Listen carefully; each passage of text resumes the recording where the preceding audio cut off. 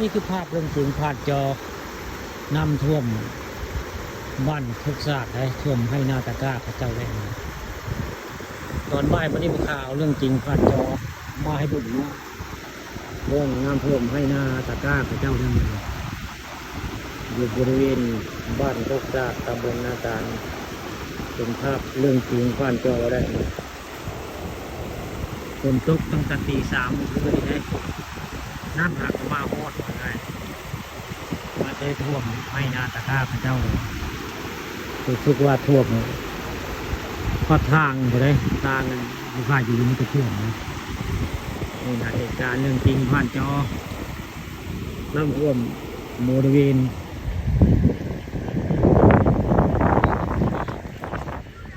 บ้านโคกสะอาดหมองน้ำท่วมเด่นภัยกับความหลายนะผม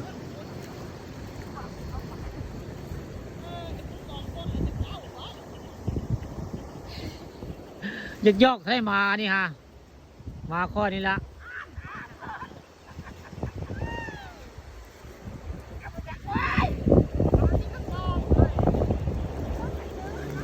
โอ้ย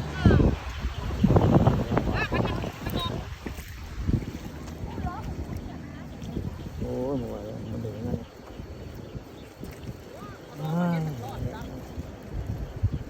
ทั้งครบใช่บ้านแดง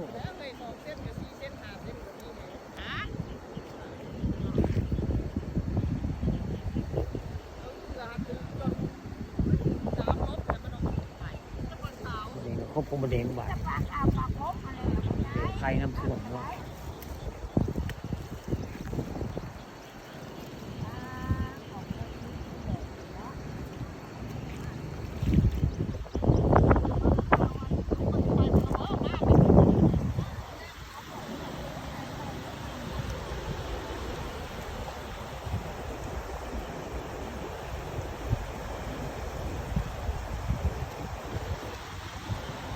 มาใช้เพียร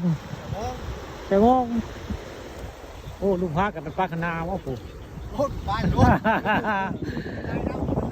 เนาะไอ้บ้านขนาบ่แวกเสียมไปแล้ว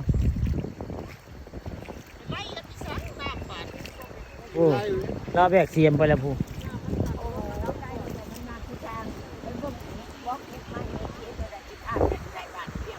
บ่โอ้บอกอยู่ไหน บอกเขาเฮ็ดพายไม้นั่นแล้วเขาชาตินะกระโตท้อนะกระปีนไปกระโตผักอันนั้นกระปีนเป็นเม็ดแล้วเรือน้ำมัน ว่าพุละ น้ำมันมาแห้งเนาะน้ำมาแห้งเนาะ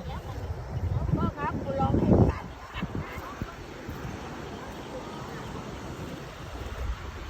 น้ำท่วมผมเราอันนั้นก็ปีนไปอันนี้ก็ปีนไปสั้นมันตึกตีฝนตกตี 3เมื่อคืนนี่นี่แหละ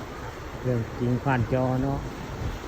เรื่องน้ำท่วมบ้านทุกศาสตร์และท่วมให้หน้าพระเจ้าเลยโดยภาพเรื่องจริงผ่านจอมาให้เบิ่งง่ายๆว่าน้ำท่วม